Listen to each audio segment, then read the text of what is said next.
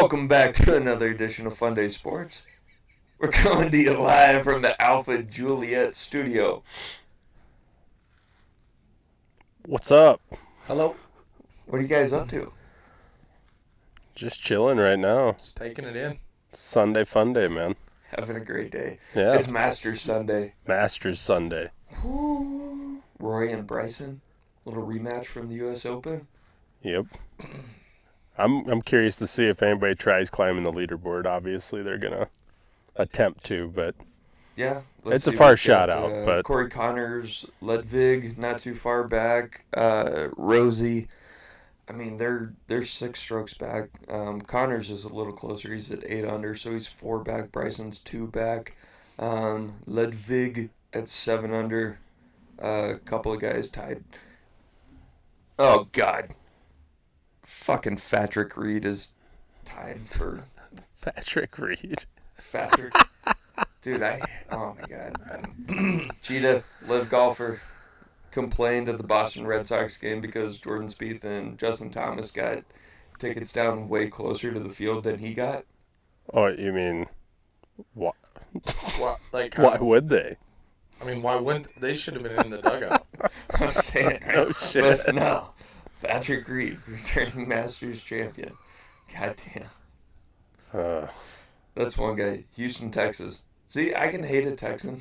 It's okay. It's good to see that. Oh, man. What else are we going to talk about? Real life participation award there. We've got a little bit coming up about Frosty's whaling expeditions. Yep. You just concluded a book recently. What was that again? Mutiny on the Bounty. That was a pretty solid one. Yeah. Hell yeah. Did you read that book? It was an audiobook. Nice. Yeah, it's cheating. Frosty can't read. Oh, I can't weed. that's fine. I've never been able to weed. I'm pretty positive you can weed. Yeah. But you got 2 state titles, so that's all that matters. 2 state championships. Yeah, me and the 11 guys that did it, or 10 other guys that did it, but that's all that matters to them. That's it. Nobody else gives a shit. Nobody could read. Yeah, nobody could read, dude. We got some more golf matches coming up, too. Yep. Been playing a little bit more. We're starting to get everything put together. We still need to get Allen's clubs, at least the extensions and the grips.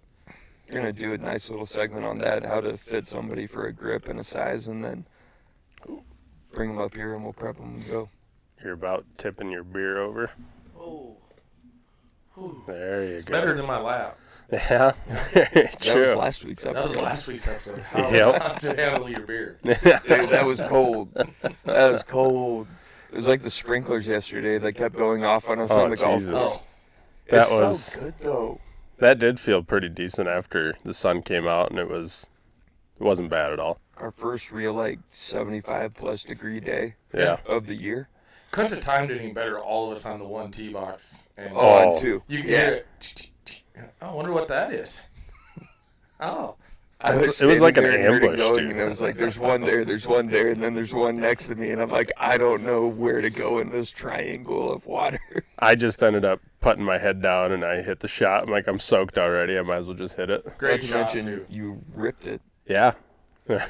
Piped the thing. It was nice. You just gotta quiet the mind and get going. Yeah. I know what the guys felt like there in Vietnam when they popped out of the rice paddies and would ambush you. That's what it felt I was like. going to say, it was about exactly the same thing. Yeah. You didn't know where it was coming from. No. Another quick little shout out to Fundayzsports.com. We've actually got hats, we got sweatshirts, in all of the different team colors. And then we've got, what else? Logo t-shirts. All available right now on Fundayzsports.com. Fundayzsports.com. Definitely get your merch. It helps us. It helps you. Why? Because it's good stuff. And then you're gonna look like a person who's a nice, suave and savvy character in whatever sports endeavors you're going through. Exactly. You can wear them for anything. Golf, football.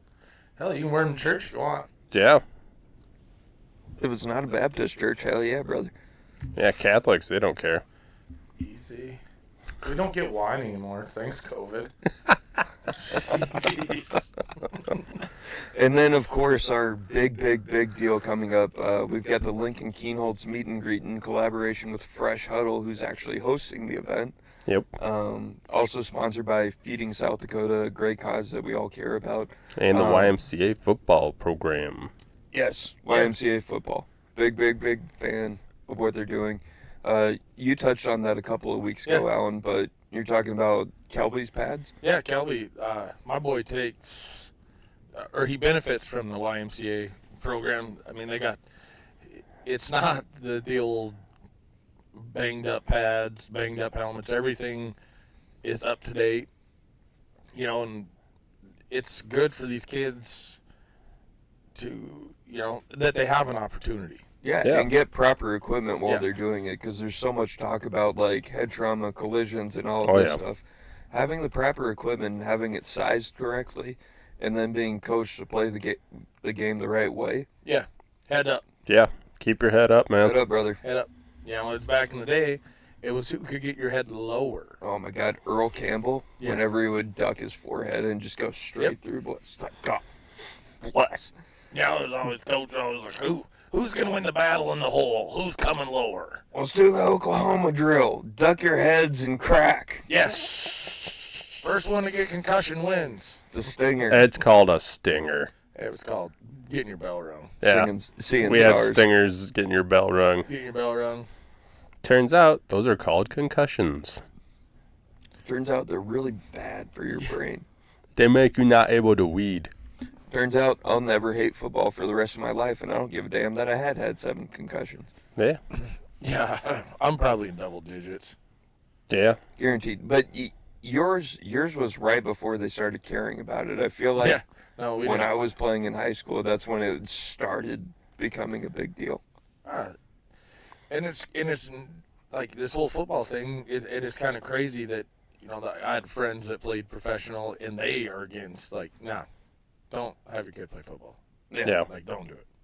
He goes, I'm not saying, like, he's not a real big fan of the Kelby at 3rd grade of playing football, because he goes, I get they're not high-speed hits, but he goes, they're all hits that start adding up. And he goes, it just takes a toll over time on the head. Yep. And it's hard.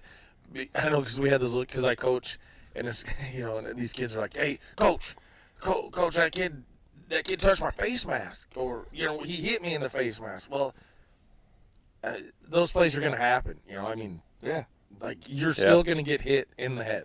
Like, oh, yeah, whether you're playing it or not, it just happens. No matter what, Tua, you're going to get hit in the head. Tua, I love you, buddy, but goddamn. Take care of yourself, please.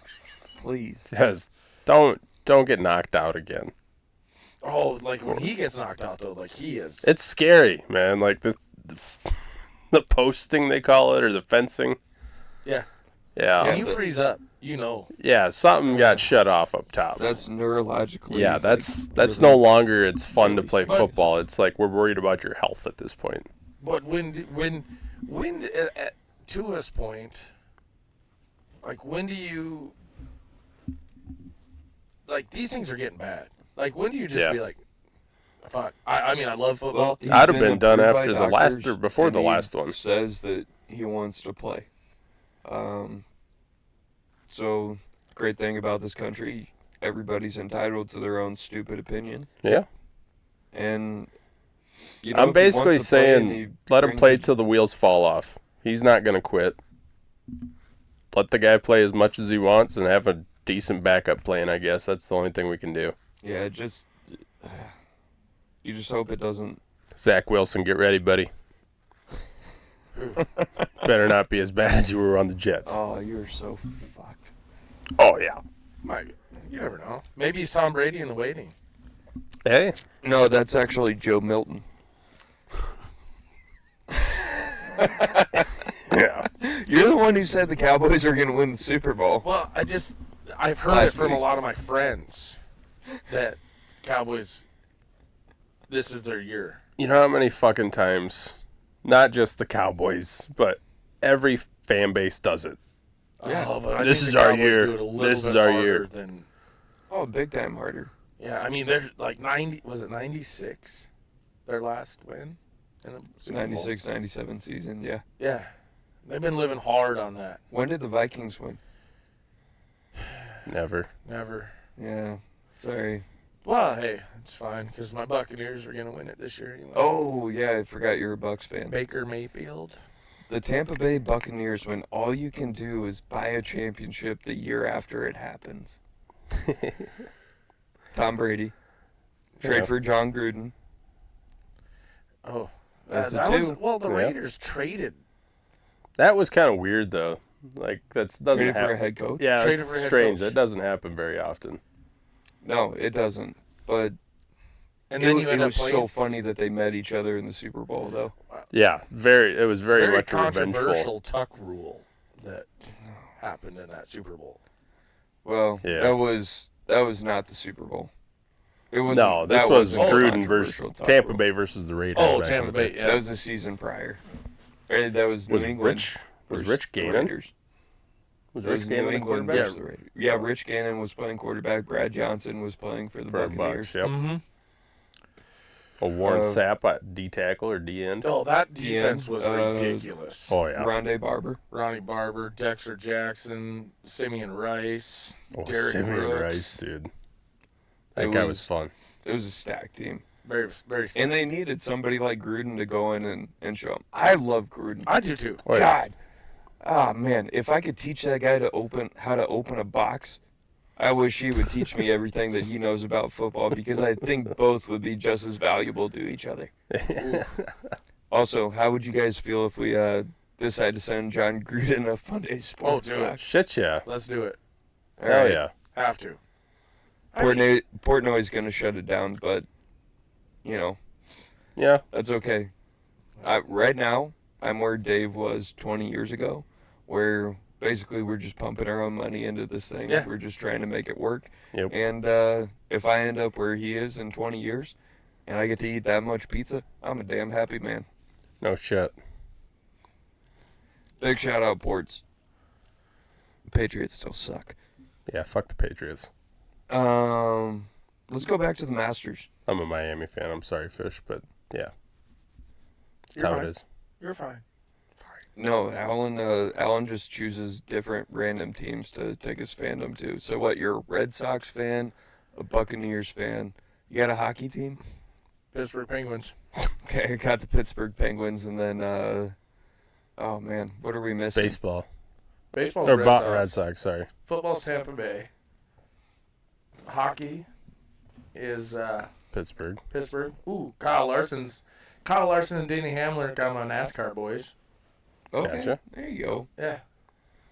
A little NASCAR action, and then Frosty, you got some wild loyalties too. So we got Dolphins, Miami Dolphins. Colorado Rockies. still waiting on a hockey team. Still deciding on the hockey team. But then Kent State. Football. Golden Eagles, Golden Flashes, actually. sorry. Yeah. Kent State Golden Flashes. Wow, really impressive stuff. Oh, yeah. Really impressive. 0-12. My major four loyalties, I guess we can talk about. It would be the Dallas Cowboys, Texas Rangers, Yeah. the Dallas Stars, and fire Nico Harrison. Yeah. That's pretty much exactly where I'm at. Yeah. You know what I did? You know what I did after they traded Oh. Luka? We were there. We were all there at Fresh Huddle that day. Because he's got all kinds of great jerseys. Do you know how fucking hard it was to just be 100% okay with buying a Boston Celtics jersey after just losing to them in the finals 4 months earlier? Yeah. And I buy a Larry Bird jersey, Yeah. and I've got no remorse. Why? Because Nico Harrison, Patrick Dumont, and the entire Sands organization that's running the Mavericks now, trying to take the team to Vegas, I would only assume. That's the only reason you would want to run something so far into the ground. Ooh. That was rough. Yeah. Oh. Yeah. What you got? Well, I just seen this offseason the trade proposal. I can't remember all the players for sure yet, but the Lakers are trading or looking at trading a whole pile of players to get the Joker from Denver. Oh, Jesus. I don't know why they want it. That'd be ridiculous, Dude, but if it's not out of the realm of Czechoslovakia- possibility. Right now, if Czechoslovakia were still a country, they would be right up there with the U.S. and like they'd be competing hard. Yeah. Hard for championships. The amount of great players that they have playing in the NBA right now and playing well at an extremely high level. Then you'd have Luka, you'd have the Joker, and blah blah blah blah blah blah. You just better hope Somebody those other bitch. three want to play defense. Hopefully that would work. That's what the Joker's for. But I just think, Turns like, out, even if they got big, you know what would happen? What? I still believe in miracles. Oh, yeah. Yeah, you got to go back to 1980. 1980. Yep. You sit down. That's what won us the Cold War. 100%. It had nothing to do with the economic demise of the Soviet Union. It had nothing to do with that. Because It was all about their ass sports. in hockey. It was all about sports. But it's like, also like you go back to like, okay, maybe this is a possibility. The Joker ends up with LeBron and Luka. And then you go back, what, 15, 20 years ago, maybe not even that far, when can't think of the Team. The Lakers with Kobe was going to get Kobe Powell and Chris Paul. Chris It Paul. was the Chris Paul trade. And Stern stepped in and said, not a chance. Yeah, Adam Silver could have fucking done that with the whole Luka deal, but no. Adam Silver looks like a robot. You know what he actually looks like? Looks like a giant penis. Oh, A little bit. yeah. But it just, I mean, If he wore a turtleneck, oh boy, oh buddy, the old school, Straight the neck. old school ring neck that you put on for your for your shoulder pads.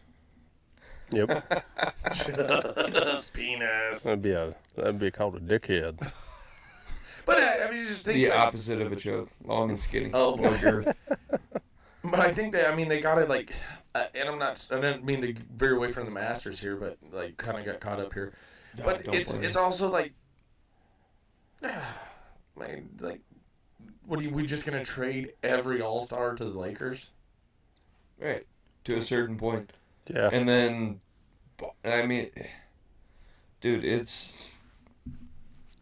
I feel like the NBA makes more money when the Knicks don't win. And they make a ton of money when it's Boston versus LA. And Oh, yeah. oh yeah, and I think like the NBA is in like, you know, I think financially, you know, like the viewership and everything is like the worst it's ever been. No. Definitely 80s was by far when the NBA was like in the brunt of it. They're making a ton of money off of TV deals, and then they're right now, like we talked about earlier with basketball and fundamentals, they're at a point where it's very highlight ridden right now. So they're still getting viewership, they're still getting all of these ads that they're being able to put out, and so they're still getting viewers. But when we're looking at, I don't want to say quality of play, but when you look at committedness from a fandom, and like guys hate each other when they're playing against each other, and like you ride or die with your team the entire time. We're in the NIL era before the NIL era happened. It's like NIL plus 10 years on it. No Yeah. loyalty, and when there is loyalty, the team just doesn't give a shit. It's about money. Yeah. And I just don't like the Lakers. I don't blame you. No. Don't blame you. And I got, you know, obviously older friends that were diehard Laker fans. Yep. You know, the Well, I suppose it's like the Shaq. Magic Johnsons, you know, like Sure. the glory years of the Lakers that are just like, Johnson, I won't- Worthy, Jabbar. yeah, they're like, they won't watch the Lakers until LeBron's gone because they're like, I don't like the circus that Around it. around it. Yeah. Yeah, and when you talk about stats overall, and we're talking about best players of all time, that's one thing where it's It's way more controversial right now to say that LeBron is the greatest of all time. And Gilbert Arenas brought it up on First Take the other day when he was talking to Stephen A. about it. Just talking about how they don't talk about Jason Tatum. Jason Tatum, multi-time NBA champion. Yeah, multi-time All-Star, multi-time All-Pro. Player. He's the one guy when you're looking at all of those like great stats and kind of like form lines where this is the guy who should be getting attention, but he doesn't say anything to get any attention. Yep. Oh, yeah, and he's still playing in a big market. That's the crazy thing. He's good. But he's so good. Models his game after Kobe. Yeah, Kobe went after Jordan. But it was just, it's just been kind of crazy. Like, and I know, like, obviously, LeBron, I don't hate him. But it's just like, I hate, like, all the publicity he gets when, like, in every era that he's played, he's been in the Steph Curry era. You know? Steph Curry how many championships Steph got? 4? We're going to have to fact check that one. Who's got their phone on them? I'll look. Let me look. But it sounds right. Oh, Justin Rose just climbed up the leaderboard to number 3. He's tied at there we go, 7 under. 7 under. Tied with Ludwig Oberg and Connors. Corey, the Canadian. Oh, Canadian. Shane Lowry coming back 6 under right now. Dude. He's going to have a long day. Seeing Shane on the second 9 yesterday was really tough just because I root for the guy so much. Yep. And you could just tell it's like between putting, striking the golf ball was okay, but like when you don't have one of those days. Yep. Did you see his interview afterwards? No, I didn't. It was amazing. He's like, if you think I'm going to come up here and talk about Rory McIlroy for 10 minutes, you got another thing coming. And he's like, I just had his fellow countryman, by the way, Northern Irishman. I'm still in this tournament. I'm still playing to win this tournament. Hell yeah. And he's like, I just had a bad round of golf, like a bad finish to this round, and we're expected to come up and talk to you guys right away. And he's still top 5. And he's like, we should have at least a half hour to an hour minimum to where we can decompress, come down from what just happened, and then have the interview with you guys. I'm the best cornerback in the league. Yeah, don't ever exactly. try me with a sorry receiver like Michael Crabtree. Exactly, Richard Sherman. Well, I mean, that's part of it in that thing. And so there's been a big thing that I would like to get you guys' take on it. Are golfers the softest athletes for interviews that are out there? I think so. I just think they're... I would agree, too. Yeah. Only because, dude, you're walking in between shots. You're still trying to hit these great shots, and you're still going through it. You're not playing like an NHL guy who's getting out there. He's just hurt, and big difference between hurt and injured. Yeah. And then they're going out, and they're still doing the interviews, and they're holding composure. An NBA player, no matter what we feel about the modern NBA, those guys take way more of a beating than you actually do on a golf course. Oh, yeah. And I'd love to hear what you guys think about it.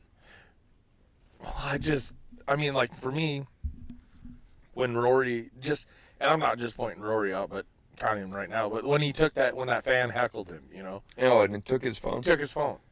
Yeah, you know what happens if you do that in an NBA game?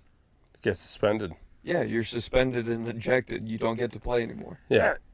I just think it's like, and I think that's why the Waste Management Open's so fun to go to, because it's the anti-Masters. Yes, like it's just like that climatic, like, oh man, something's gonna pop off here directly. Something crazy. Something crazy, you know. And these guys, and like Rory faces just a little bit of controversy from a fan, sure, and is absolutely pissed. Like, yeah, dude, you're a professional, like. And then it turned out that kid that heckled him isn't a terrible golfer. Like he's he's an amateur golfer, like rated. I think he's like 59 or 60 in the amateur rank. So like, sure, the kid can hold his own too. But it's just like don't fall down just because some kid heckles you. Like, right? Yeah. I don't mind if a guy turns around and like makes a putt, turns around and talks shit to the fan who's heckling him. 100%. Oh, yeah. God, I love that. I love that. Yeah. Bring it up. Bring the hype up. But that's the kind of thing that Augusta National is trying to avoid while golf is on this pure kind of motion forward where music on the golf course. Yep. Drink with your buddies. Don't necessarily have to have your shirt tucked in. Playing along those lines where those are things that actually grow the game. And I think it's good to have that kind of stable standpoint of Augusta and the Masters where it's one place and one location throughout time. Yeah. And it'll make it a timeless classic, but I feel like the lore of the Masters based on where golf and sports are going is going to really take a toll over time if it's just not okay to have fun. Yeah. And the Masters, the Masters is kind of like that when you grow up and you're to respect your elders.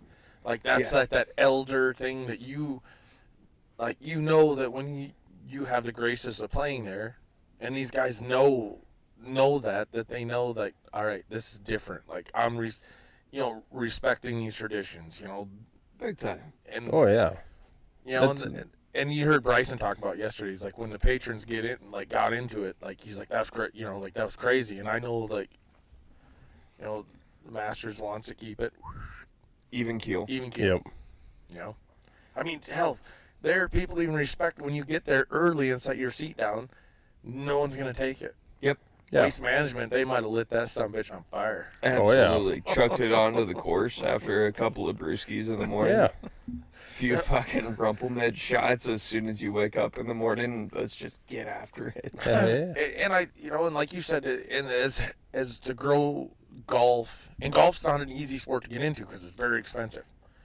But to do the lore, like for us, like man, Tiger Woods made golf like cool. Chichi Rodriguez for me, like I just remember seeing highlights. Oh yeah, yeah. Chichi was fun. Lee Trevino. Always was something to come off the cuff. These guys who just brought attitude to the game.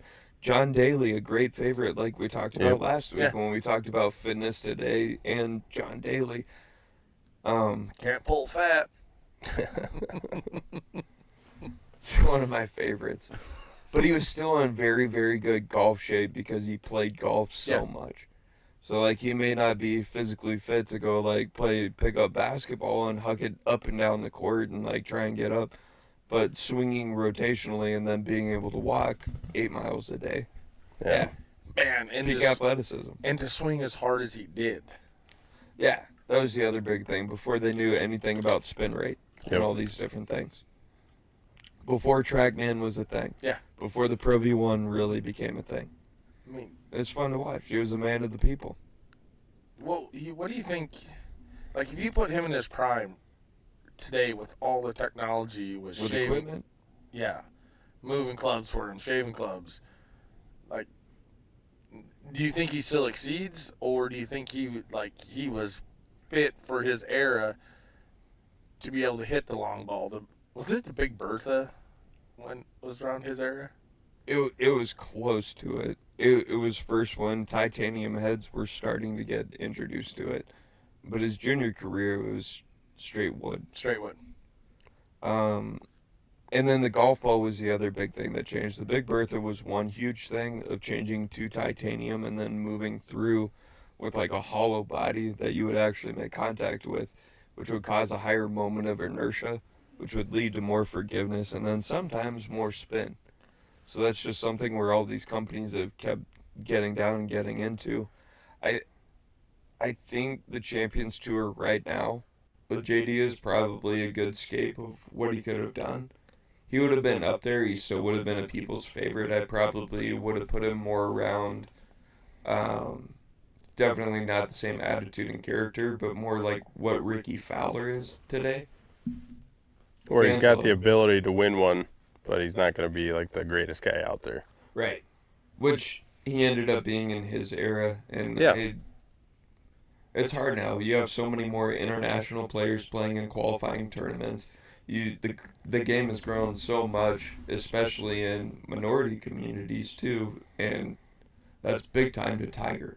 Whether the minority be something fiscal, where you're talking about financial difference um, with his dad being a retired veteran and then his mom being an immigrant. Dude, those portions where he opened up the game through that portion, I see it going further and further away where kids with less opportunity can have as much opportunity to grow and succeed in the game today. Yeah. See, like living in Rapid, when we were talking about the YMCA, but I think they closed it down now. They had a little 9-hole YMCA golf course. Nice. That got you. If you had the Y, I mean, any kid could go there as long as you had your Y membership. And I think if you didn't have your Y membership, it was like $10. Yeah. But then they had the clubs for them kids. Gotcha. So they could, this was an easy way. Just turn them loose on a little 9-hole track. I mean, there might have been one par 4, I can't remember, but sure. But like that, like give those kids that are less at disadvantage, because some kids are natural at things, Yeah. Right. And sometimes we can try and coach one kid to do everything, and there's just something that clicks with another kid. Yep. It just sets them apart. Yep. But golf, overall golf, everybody should golf. It's good for you in business. It's good for you with fun eventually. And the great thing about the game, the earlier you start, at some point in time, you're going to want to play golf. Yeah. Yeah. If you're an athlete and you like to challenge yourself, at some point you're going to want to do it. Whether you're 60. It's something you can do no matter what age you are. That's what I like about it. Yeah. And it's a networking game. It's not just one thing or the other. It's something where you can have fun and you can really see like the true character of a person. Yep.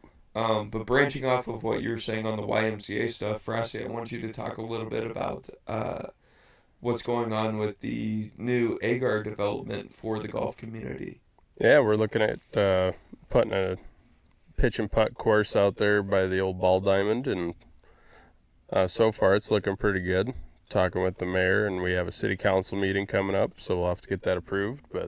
And with the pitch and putt, yes, definitely looking for approval, but trying to bring something to the community. And you were saying relatively holes being like 75, 90 yards tops? That would be the farthest one there. So if we want to get 9 holes out there, if it's even possible, it's going to have to be a lot smaller than that on a majority of them. Nothing wrong with that. But it's not a par 4 course. It's a pitch and putt course. Bingo. It's not a par 3 course either. It's not a par 3 course. It's a pitch and putt course. It's supposed to help you out with your mid-range, or not mid-range, but your short game. That's what it's about. And that's where a lot of people have issues with. And me personally, that's where it comes in for me a lot of the times. Yeah, and in every player, that real touch and that ability. Some people are naturally pretty good putters. Yeah. But that chipping and that ability to gauge and judge distances, that's what ends up helping you become a better golfer. And for me, being in the golf industry for 13 years, I couldn't be more on board with a concept that tries to teach people and grow the game from the green outward. Everybody chicks dig the long ball, right? Yep. Guess what? You said that. I just watched that deal last night with Tiger, talking with Tiger's dad. An old clip. And that's what he said. He goes, I taught Tiger how to play from the green back to the tee. Bingo. Start backwards. Yeah. Because even John Daly said that, he goes, I can teach anybody to hit a ball 300 yards. Yeah. But he goes, I can't teach. He goes, what makes me different is from 150 out, I can put it on the green. Right. Not just put it on the green, put it close where you get a higher percentage for drive for show, putt for dough. That's what it comes down to. This is great. So when you go back to this pitch and putt, what is like materials? What is the big material? Is it sand or is it? What do you need the most? Right now it's just going to be on grass for the first year. It's going to be a gauge as to the layout and everything, and just seeing how much people use the actual course. and your growth into it is particularly sand and gravel. Gravel's going to be a big one. The great thing about building a small golf course like this is bunkers are more expensive, but if you create a grass bunker where it's not filled with sand, you're taking dirt pretty much organically from the same place and then being able to build your undulations and your flow of what you're looking at on the green. But then you do rock basis, sand on top, sod on top of that. And really all you would need is your tee box and your green to be decently nice. Yeah. Put some little flags in there. Yeah. Yeah. You know, like I'm thinking about getting hitting mats just to save the tee boxes basically because it's going to chunk them up pretty good. Sure. But when if we do go forward with this, I know my father-in-law don't watch this, so we do have sand pits. So we can backdoor some sand. Ooh, hell yeah. Copy that. Shout out, I hope you don't listen. I mean, I don't know what he talked about there. Yeah, sand. Where are the trucks leaving? Yeah, there's some sand somewhere. But that's a great thing because, just be able to go out there, Well, yeah, and the big thing is like for kids especially, it's like you don't need to go out to a big 9-hole course just to go have some fun. You could probably golf it, I'm guessing, within an hour, more than likely, or an hour and a half, maybe. Yeah, that's the idea. It's not supposed to be a full-size course, and it's supposed to help you get engaged with it. I mean, you're not taking a full swing 90% of the time out there, I'm guessing. You can come up to Agar at 4. Hopefully you're not. You can come up to Agar at 4 with your kids, drop them off at the course, go to the bunkhouse, go to Millie's, have your drinks, wait for your kids to walk Yeah. back to whatever bar location that you choose. Yeah, super excited. Have supper. Yeah. Go home. It's perfect. A perfect way to get them outside doing something else and then engaging with something where it's not just like any other sport. It's like you guys were talking about. It's something you can do throughout your entire life. Yeah, it's a lifelong sport that you could play. And here, you wouldn't have to have, our Titleist clubs. You could go to a Play It Again Sports or, maybe get lucky at a Goodwill or, because you'd only need 2 clubs. 2 or 3. Yeah. 3 tops if you're a younger player, but really, like a 56 degree and a putter. It's 90% of it right there. Now, you get like my little boy Kelby. Yeah. Maybe hit your fairway wood to see if you can punch it 60 yards. Sure. Yeah. And just build from there. Yeah. Swing it. Let them have fun. Yeah. Absolutely. For adults, though, I swear to God, if I see you with a fairway wood out there, I'm going to shove it up your ass. That's what I'm going to do. It's a short course. Learning to control my fairway wood.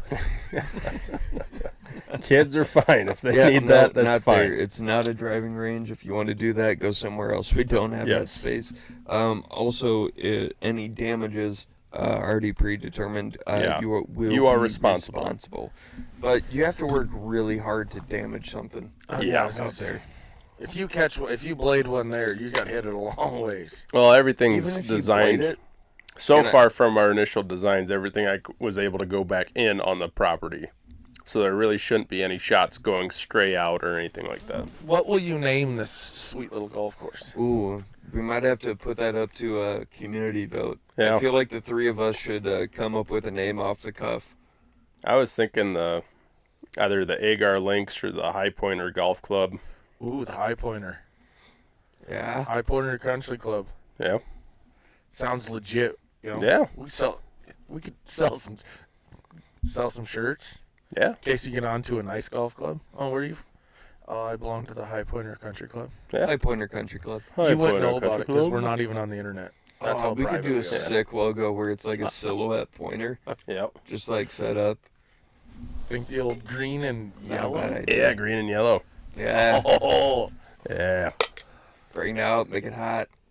One of the holes, because I'm gonna name the holes too. That's gonna be half the fun right there. Oh. But like the one hole, the original location was by home plate where the tee box would have been. I was just going to call that one the Fernando. Oh, you have to. You can't. It's an homage. The shout out to the guys back in the day doing the old Fernando tournaments. I think 2000 was the last year they had one. But Big time. They had a shitload of guys. Bunch of people show up, and it would like triple the size of the town. I'm so sad I was never able to get to be a part of that. Wild stories. Wild stories. Shout out Dauber. He told me how to roast a pig in a pit in the ground. You know, if we hurry up with this, Eric has a bunch of gravel sitting over there. Yeah. We just borrow it. I don't know about that. We'll have to talk to Eric about that. All right, let's dive into our next topic. I'm going to take a quick restroom break, but Frosty, we've already talked somewhat about this, but I want you to start diving into Mutiny on the Bounty. Okay. Yeah. And really do a deep dive into how the book started, the different interactions between different levels of society, I guess I would say, on the boat, the influence of natives elsewhere, and then the big cherry on top, the ending. Oh, yeah. Oh, buddy. It's a heartbreaker. Oh. But yeah, Mutiny on the Bounty. Before you start, you said a heartbreaker. Like, is this going to be like Old Yeller Heartbreaker? No. Oh, good. No, the only dog that died was mine 2 weeks ago, and I'm still going to cry about it. Shout out. Love you, Leah. Miss you. I miss you, Leah. Sorry. You're good. So, Mutiny on the Bounty takes place in 1789. And the Bounty is a British naval ship, and they're basically going to Tahiti, which is one of their trade routes, one of their trading partners, kind of, that they were getting breadfruit from down there. Breadfruit. Oh, yeah, you told us about this last week. Yeah. So this is the beginning of it. And they go to get the breadfruit. And it was basically for their Caribbean plantations to feed their workers and stuff, so that way it was cheaper, and it was supposedly supposed to be a better, cheaper meal for them. Turns out they didn't like it. Either way, they went to Tahiti, got with the women there, and the women super receptive, loved them, you know. And guys, they spent about 5 months there. Is how long they were in Tahiti getting this stuff, because they couldn't just openly tell them that they were taking breadfruit. It was kind of a secret deal that they were getting this stuff, because the Tahitians would have more than likely tried murdering them. And the women were very receptive, so you want to stick around. Oh, yeah. Just say hi and goodbye. Oh, yeah. So, Captain Bligh is the main dude, and he is a fucking asshole, essentially, is what it comes down to. He knows how to run a ship. He runs a tight ship. Bligh. But if you fuck up... His dad probably had money and got him into that position. Dude. Okay, so... Turns out that's not a new way to try and succeed in life. It's a tale as old as time. Sorry. Yeah, you're good, man. So, they end up getting their breadfruit and everything, and they go to take off.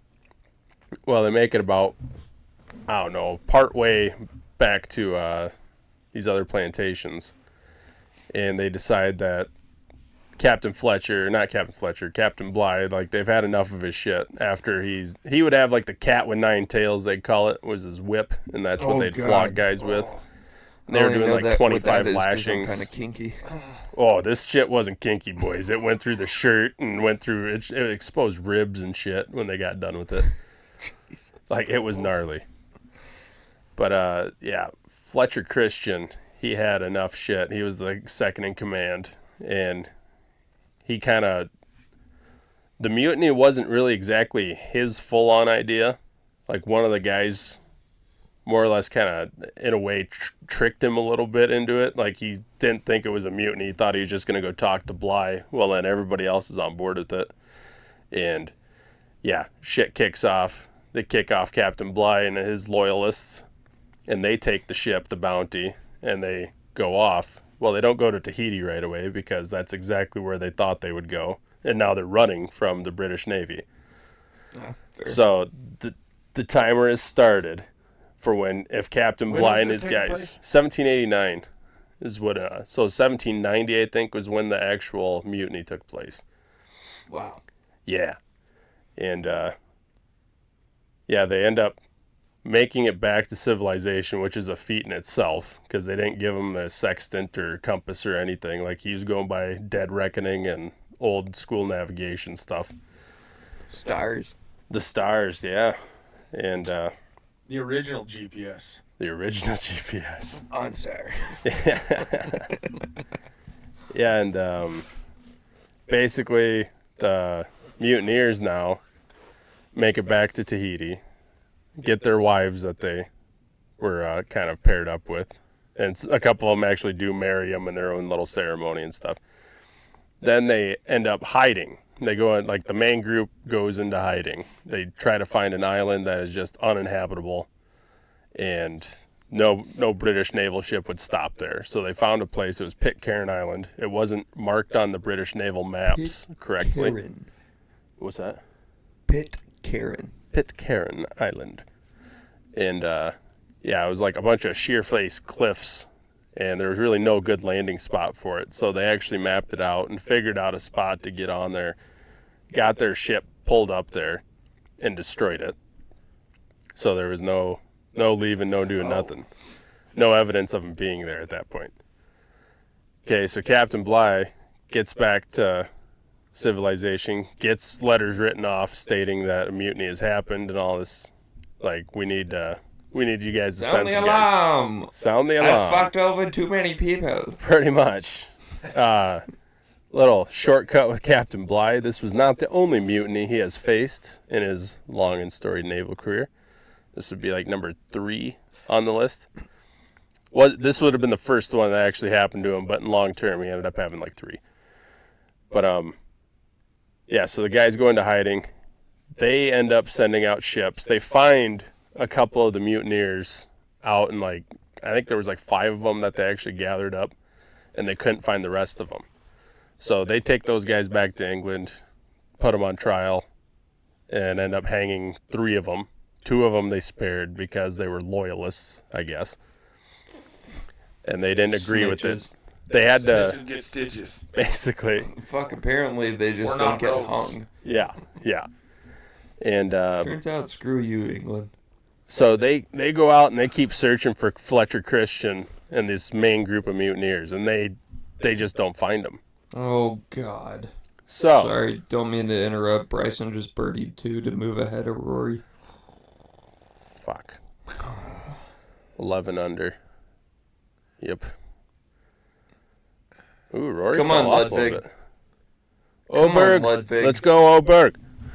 Yeah, Rory's already 2 over. Oh, Yeah. man. All right, back to the story. Yeah, but back to then Tahiti? Yeah. So, on the island, on Pitcairn Island, where the mutineers, their Tahitian wives, and then they had Tahitian men there, too. Is there roughly like a number of people that were there at that time that you remember? I want to say it was like, in total, it might have been like 40, 50 people, I think, Okay. in total, like with everybody. Yeah. Everybody included the wives, the men. Yeah, wives, everybody, and the Tahitian men. Well, the mutineers took the Tahitian men's wives as their own, which, why wouldn't you, And it turns out that kind of pissed off the Tahitians a little bit. Yeah. And so when they were on Pitcairn, they divided themselves into farms because they were no longer with the British naval, Right. or anything. Not like a part that. of the fleet. They're not a part of that anymore. Yeah, they were going with the Jeffersonian plan from America. Pretty much. And they set up their own farms, and they're out there, and the mutineers have their own farms, and the Tahitians work for the mutineers, basically. And the wives obviously do their wively stuff. And obviously, I don't think they have payment. Yeah, in a no. sense. So you'd be looking at more like This a... could be more of like a slave southern kind of hospitality type of thing. Oh, wow. That is not what Southern hospitality means, but No, thank you for your... No, it isn't. But they end up. I've never heard slavery called Southern hospitality. Exploit cheap labor. Sorry. Oh, Please continue.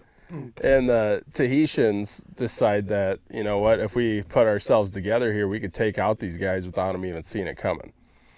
So the Tahitians, one of them asks their farmer, or their master basically. Master? He says, I want to go hog hunting. Can I use the musket? And he says, yeah, sure. That's fine. Shit. So they go over to the next farm over, him and two other guys, and they walk right up to that guy, fucking blow his brains out, just drops him dead. So the original farmer that gave him the musket, he thinks that he just shot his first hog, and he's like actually proud of him. He's like, yeah, that's awesome. Hell yeah, brother. He comes walking back, and he's got the musket. It's reloaded now, and they're all three walking up now, and he's like, heck yeah, where's the hog at? And boom, right in the chest, drops him dead. Okay, Fletcher Christian, the main dude, the mutineer, the guy you're rooting for this whole time. He did it for love. His wife is about ready to pop any day now, and he's working his little yam field. And he hears the guys behind him, allegedly. I don't know how accurate this part is, but allegedly. And they walk up behind him and shoot him between the shoulders with the musket. He falls over. Then he starts to crawl towards the house. And then supposedly one of the Tahitians grabbed an axe and then just bashed his head in with it. Swammy. I'm like, that's how he dies? Like, you can't. That's not how that should end. That was like the most unjust death out of all of them there. Because he actually treated the Tahitians like worth a shit, like equals almost. According to him. Almost was the Almost. Give an inch. mile. I mean, he was not the worst one by far when it comes to the mutineers, when it came to relations with the Tahitians. But When you're talking about Southern hospitality, like, Just because people up here in the north couldn't afford to make it happen didn't mean that they didn't want it to happen. Let's go back and throw that one out there. we also didn't have a state when slavery was happening, so. yeah. Also true. Can we talk about how many Africans that South Dakota brings over to work on farms?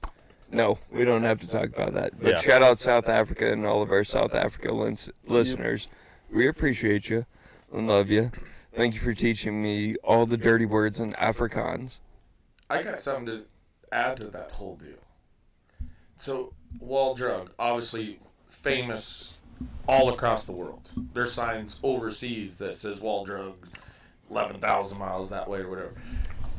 And I was doing a bunch of service work there, and I asked that guy, because they bring in, they got Jamaicans, they got South Africans, they got the kids from all over the world. H2B or H2A workers. And I asked him, I go, man, they got a sweet setup. They got a house, they put them up, they got a pool, they got their own little bar, blah, blah. And I was like, God, Ted, where's the American kids at? This would be a good summer gig because all you're doing is working. It's free housing, and all you do is work. Go through it. Yeah. And he goes, yeah. He goes, they used to be a sought-after job. But he said the problem with American kids is weekends. Oh. He goes, yeah. Someone's always got something to do on the weekend. Oh, always. Always. If there's a party there or a town celebration here. And he goes, it just become hard. Yeah, I mean, the Wall Drug's a big operation. So he said it come hard. So he goes, these kids that come over, he goes, they just love it. They work. And he's like, I have to, this is my option. Work hard, go through. Yeah. All right, back to the mutiny on the Bounty. I'm chomping at the bit to hear the wrap-up. Yeah, so the ending goes with they never find where the mutineers actually landed. Pitcairn Island, they don't find until 25 years after the mutiny actually happened. Oh, wow. And it was an American ship that pulls up, and these canoes come out, and they're natives. USA. And they asked them in plain English if they could help them tie off. And they're like, what the fuck is going on here? These natives speak English. Well, it was the sons of the mutineers. And, so they went on board or on land there. They got them up on there. And there was one mutineer left. His name was John Smith. and he ends up no, not John Smith, Alex Smith. And dial back on that. Who took over the island at a certain point? Because I want this to be put on the record. Yeah, so the women actually outnumbered the men once they started killing each other and doing their wars and stuff, because the remaining mutineers ended up killing the remaining Tahitians. So it was all the women and then 2 mutineers left. So the women said when it was time to have sex, when it was time to eat, when it was time to do stuff. A lot of Subarus over there. A lot of Subarus. A lot of Subarus on Pitcairn Island. Pitcairn Island, the birthplace of the Subaru. Oh, shit. in the full sleeve paramedic. They're all big Kansas City Chiefs fans over there at Pitcairn Island. E-A-G-L-E. Let's go! Oh, I got a new Subaru. It's all-wheel drive. Oh my God. So they meet Alec, who is now a long-bearded old white man. And he's a wizard, Harry. He's a wizard, basically. They did describe him as wizardly when they met him. No shit. They did actually describe him as wizardly. That's fucking awesome. Gundam. Merlin. Yeah. Basically, at that point, he said he was very concerned that they were going to send him back and like go through trial for mutiny and all that stuff. And statute of limitations. They essentially said it happened so long ago we can give two shits. Plus, we're American, so why? And 1776 happened. Yeah, this was 17. This would have been like 18. What the hell? Like 14, I think now at this point, something like that. Yeah, they're like, yeah, fuck the British, man. It ain't happening. Like, we ain't telling them shit. They're also going through the French-Indian War. Yeah, they had a whole bag of cats to deal with on that one. But yeah, so basically it ends up with the mutineers never being really caught on that one. But they didn't live long enough to, I don't know, enjoy their They time. met their demise. There was one guy that died a natural death on Pitcairn Island, though. He was the only one to do it. He had an asthma attack. Oh, wow. Is what they said. Otherwise, the rest of them died of murder. I'm pretty sure that's because when the women took over, one of them was just full on, like, sitting on his face, and then he just couldn't breathe anymore. Fucking asthma. They knew he had asthma. They gave him Earl Grey tea. It happened. Just checked his app. Like, you can just do that in Walgreens and get your inhaler refilled. Ooh, Rory's coming back. He's 11 under. Tied at 11 under. Died. All right, Bubba. Keep it rocking. Let's go. I don't have any money on you, but I got a lot of heart on you. Yeah, Rory going for the career Grand Slam. Cannot cheer for Live Golf because I actually Ooh, remember DeChambeau September 11th. went down. Yep. 11-10 now. 11-10. Kaboom, baby. Baby. Yep. What hole are they on? 14, is it? Or that just says round 4, sorry. No. I was trying to read the screen. Yeah, the screen's kind of small on the Rory's TV. 11 under. Bryson's 10. Ludwig still hanging out. Through Ludwig three. Oberg. Dude, if Ludwig finishes top 3, and if those two tie and he ends up like they go into a playoff or whatever, and then he ends up top 3 between his appearance in the TGL, Oh, he's a superstar, man. yeah, and taking over, I really think the hole that oh my God, Henrik Stenson kind of left with taking a little step back and then getting older. Dude, the guy's right back there again, and he's so good. Yeah. Well, he just won Genesis Invitational. Yeah. Torrey Pines. Is that where Yeah, they they had to change it They to changed Torrey it to Pines Torrey this year. Pines It's this year 'cause of normally the a fires. Riviera, but they had to change it Yep. because of the Palisades Wildfires. fire. Yep. Wildfires? Not wildfires, sorry. Fires. No, I know you guys get worried about, like, farm fires and stuff. Wildfires, when it starts going through and there's, like, millions of people that live right in the path of it. Man, when we got evacuated, I guess it was 2007. It was tough. It was scary. Ash falling out of the sky, the entire sky just burning red. Mandatory evacuation release for us where our home was. Had some friends actually lose their homes, but God, those fires that get going, it doesn't matter where it is. Fire is scary, but when there's a lot of stuff in the way for it to tear down. And fire is final. Like, yeah, you ain't kidding. No, it's done. You ain't kidding. You're not getting out of that smoke show. No. I lost a good buddy fighting fire. National Fire Alert. Firefighter. And we have a golf tournament every year, the first weekend in June. And then we help small schools. We used to give it back, and now we keep it local, and bought stuff for, I think, Edgemont Ambulance Service, some life-saving stuff that they needed. Sure. Bought a shot doctor for a kid just to keep his memory alive. Yeah. And it's fun. Build on and grow. And we're all getting older, so that's kind of a weekend that we mark on our book that all the boys get back together and act like we're 22 years old. And never a good thing when you're not 22 anymore. When you're not in your 20s. It's actually terrible. Yeah. I've learned over the years at that golf tournament, you want to drink like a marathon, not a full-out sprint. Smart man. Because it's going to be a long time. Yeah. Yeah, my buddy cashed, 29 beers, and he kept falling down at the dance. Yeah. God damn, it was funny. It was terrible. He was gone. Don't. And his wife was blaming it on, she's a good lady, yeah. But his wife was blaming it on that he had his golf spikes on, and he couldn't stand up in the bar. Oh, yeah. So then it even got better because she went and found his slides and let him put his slides on. Falling down just way much worse. Oh, God. Watch him trying to put them slides on when he'd fall down. Dude, golf shoes have stability.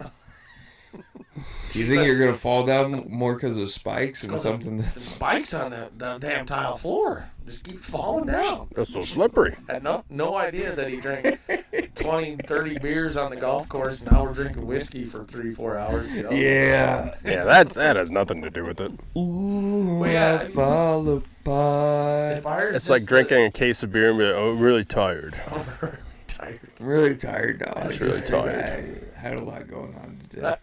It's a good thing, but fire, man. The finality of it is it's tough, man. It's done.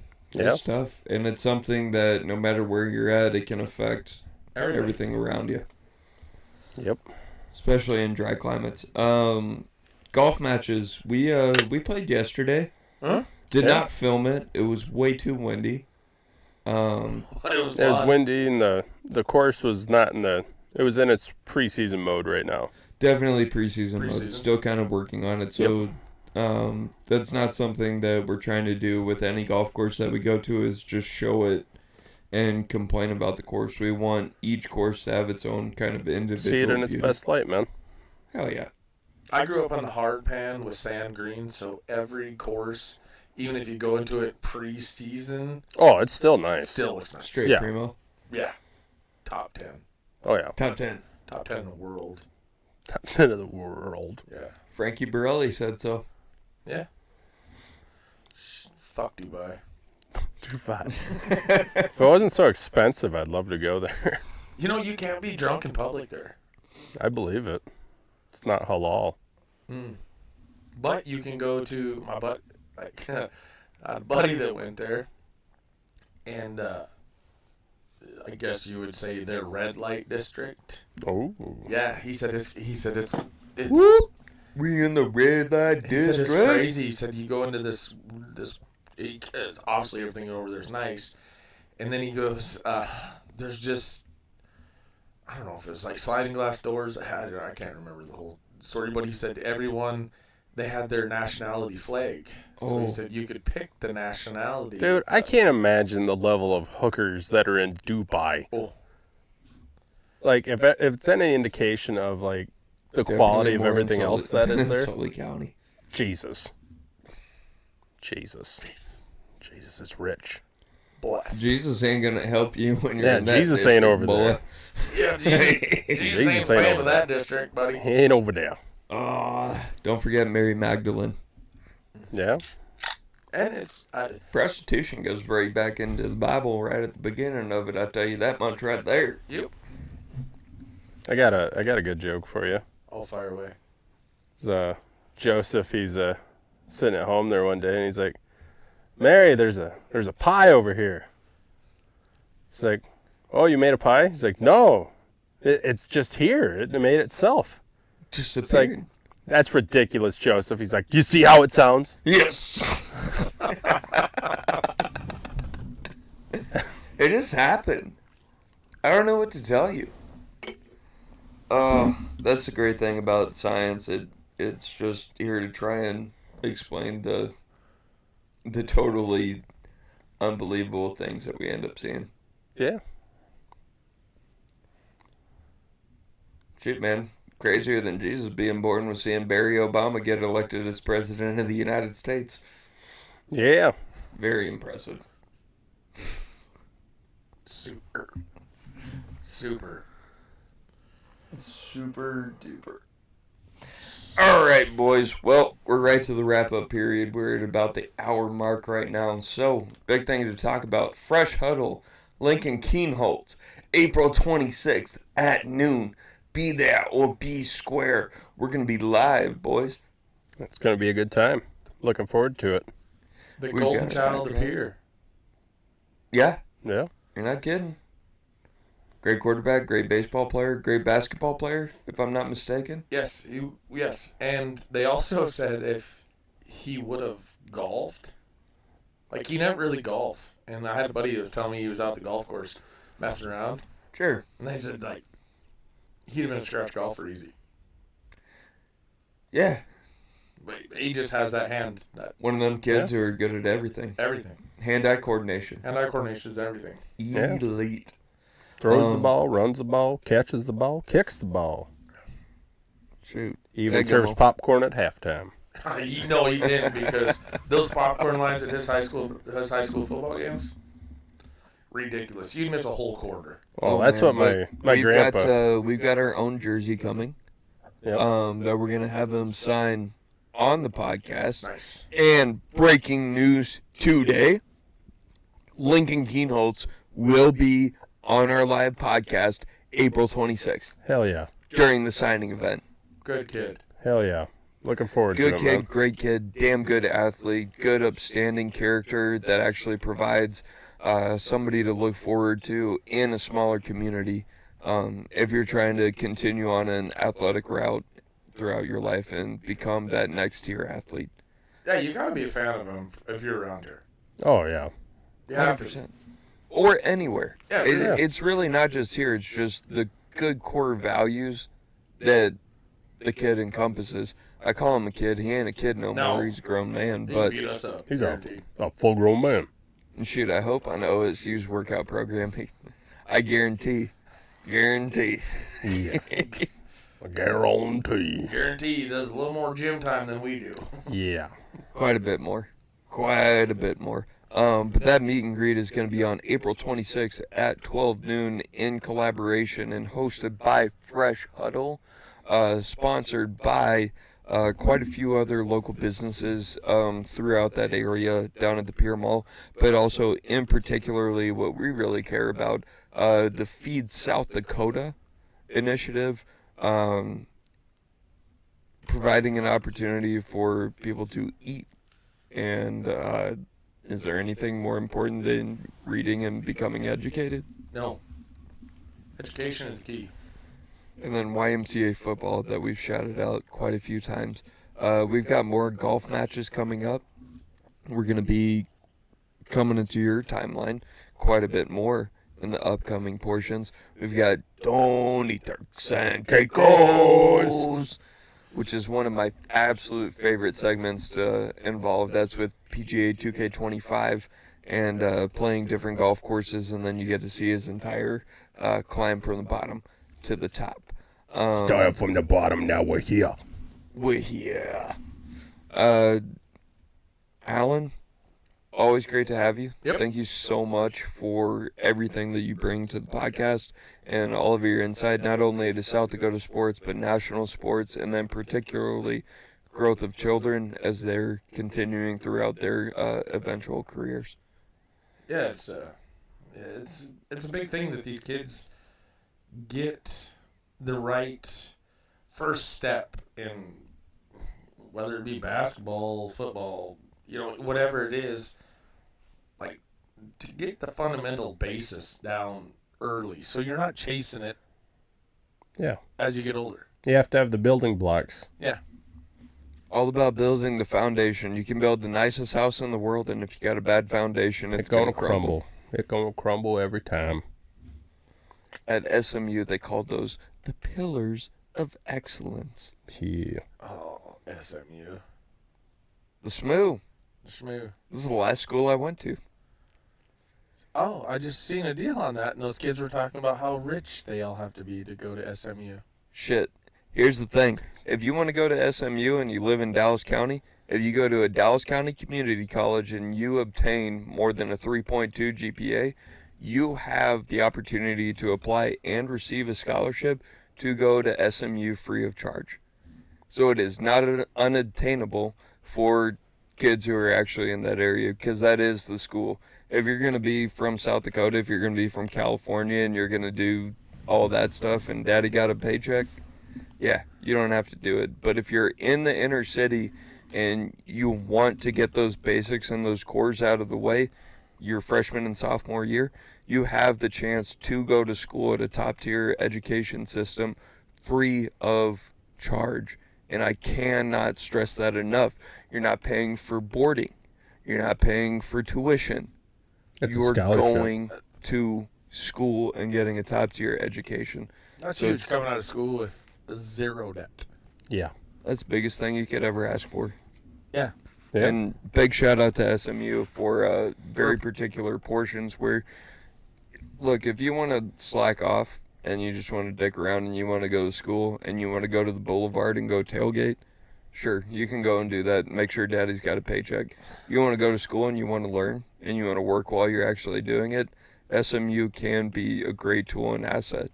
Well, and another big shout out to SMU for giving us the best 30 of 30 ever. The death penalty. The death penalty. How the fuck did we get Eric Dickerson? That gold Trans Am. You can't take that shit back. No. Nope. Well, they didn't pay for it, but they just helped to make some payments. Yeah. That's how that worked. It's crazy now. No, but it was Texas A&M who bought him the gold Trans Am. And then he didn't go to Texas A&M, and then you turn around and he goes to SMU, and it's like, what, are you going to take the car back? Ah. That's what it was. Could you imagine that phone call? Hey, bud. I hate to be that guy, but do you think we can get that car? Yeah, it turns out you are that guy. Prove that you paid for it. You went through all that. Turns out death penalty comes. But now that you talk about the death penalty, and I know we're trying to wrap this up, but I just touch real quick, with the whole NIL deal, and we talked about it a little bit. Now you got Tennessee's quarterback, trying to shop himself around behind the South Dakota native Josh Heupel. Josh Heupel, former Miami Dolphin Josh Heupel. And so I think this is going to be another thing that leads down the NIL deal. Just make them an employee with a contract. Stop fighting this battle. These kids aren't employees. You're giving them millions of dollars per year. Have the same protection as a company as you would with an employee, especially with an NDA, and guaranteeing certain aspects are met when you do have this situation. And if another school wants this guy and they want to buy out that contract, at least you have them on contract. But it's ridiculous. The NCAA is still doing this because if somebody dies on an NCAA football field, they don't want to be sued for that amount of money. And I guarantee you guys, 10 boys could fall dead next year on that damn field. I promise the NCAA will live on, and they got enough money to take care of it. Yeah. Oh. But I do like that, like you said, sign a contract. Because now we're talking about 18-year-old boys coming out of high school, and I know there's girls making money too, but I'm just like talking about football since we're on it. Sure. That, shouldn't say school, but them donors and all that, they're taking a big chance because you don't know if this 18-year-old kid's gonna flop in college. So, you know the kid who took a bigger chance? The guy who went to Utah for 3 years straight, went undefeated, ended up winning their championships, and then they got suspended because their coach bought him Taco Bell. That's a kid who really took a chance. That's where I just don't have a lot of sympathy for, like, these poor multimillionaire and billionaires, they took a chance on a 18-year-old kid. Dude, we do that every single day. Every time you hire a young kid into any type of job, especially one paying at that high of a level, you're taking a chance. Taking a huge chance, and I just think there should be a few like you said, like that contract, like guarantees from the kid to the school. Yep. Guarantees from the school to the kid. Yep. And make it kosher in between. Okay, so you mentioned like an 18-year-old kid. Not only is it the 18-year-old kid, but he's also getting advice from everybody. Oh. Not saying it's good advice either. Yep. He's getting half the time they listen to the bad advice. That's how you get this Tennessee situation where he's like, I'm going to hold out. What are you going to pay me? Yeah, and I mean... Bryson dropped back to 9 under. Sorry, boys. Ooh, no, you're good. Rory's back up to 12 under. Yeah. Ludwig, take out DeChambeau. Do it. Take him. Do it. Take his soul. Do it. All right, back to what you boys were saying. No, but I just, like you said, like, I mean... you got your buddies. And obviously, like, if us three, if Josh, if you had a couple $1 million NIL deal, me and Dave don't have no money, we're going to be like, hey, bro, like... Yeah, you're paying. Dude, you're paying for us. Like, you should see if you can get some more money. Like, shop yourself around a little bit. And the Oregon's coach is the one that called him out for shopping himself around without being in the portal. Sure. Yeah. Well, the portal opens in 1 week. So, That's the other thing. The portal's not open yet. Anybody who's said that they're going to enter the transfer portal, they're not in the portal yet. Yeah. It's not and open. Just, you see, so there should be some guarantees. You start doing that, should be some kind of penalty. Yeah, Tennessee should get a buyout from whatever school Yep. for the deal that they had going through. 100%. 100% money back. It'd be nice. But the great thing is if you want a solution to a system, don't ask the government for it because it's just going to get a lot stickier. No. Yeah, exactly. Because the worst thing you can hear is, we're from the government. We're here to help. We're here to help. I'm from the government. We're here to help. Ask any native anywhere. Yeah. So, real quick, when you're talking about the Masters, what do you legitimately think that if you could play Augusta, what do you think you could shoot, Dave? I think personally I'd be somewhere around an 85 and only not playing the tournament tees, playing the members tees. The only reason I think I would do well at Augusta, the two strengths of my game, hitting a ball right to left, hitting a draw, and putting. And those are the things that at Augusta would end up helping make a difference. I'm not talking about tournament conditions, course conditions. If I'm out there playing in like what they're playing from tournament tees, dude, if I walk off with a 93, I'm a happy ass man. Yep. Yeah, I watched a segment last night and they were talking about it. Some of the past champions, and they're like, what would a 15 handicap player do? And they're like, if they could, they wouldn't break 100. Right. Like, oh, they just won't. Yeah. Because they said the speeds of them greens are like something you've never seen before. And he goes, and not only the greens, he said the layout of all the greens is everything. There's no consistency No. to it. And the only reason that I would do well there, just because the course sets up for my game, I've gotten to work at Core Crenshaw courses. I've gotten to work at courses where the designer of the initial Bandon Dunes ended up creating. I've gotten to see those things, and I've gotten to talk to PGA Tour professionals and see how they break things down And so playing for the misses, playing for the different spots, and then at a golf course that I've been watching since, like, I can remember when I was 4 years old watching the Masters with my dad in 97 and then 98. Like, those are core memories and ways where I've seen how to play the course. Obviously, you still have to be able to hit the shot, but it is a shot shaper's course. It is extremely difficult around the green, and your yardage differentiations, knowing what slope can end up doing, downslope, upslope, carries into particular portions, where your misses, and going through those things. That's the only thing, because that's the thing that I really care about in my own golf game, only from caddying on and off for the past 15 years, that's the strength of my game. So you say caddying, just a personal question. Yeah. Like, is it, as a caddy, like when these people get on these nice courses that are terrible golfers, would you rather go with like someone that's just there to have fun, or like a top tier serious like player? Great question. As a golf nut, I love going out with somebody where we're going to go and grind together, where it's been in a Corn Ferry Tour event, whether it's been in a U.S. Open qualifier and getting to carry one bag and really focus on that one person. It's been a great time.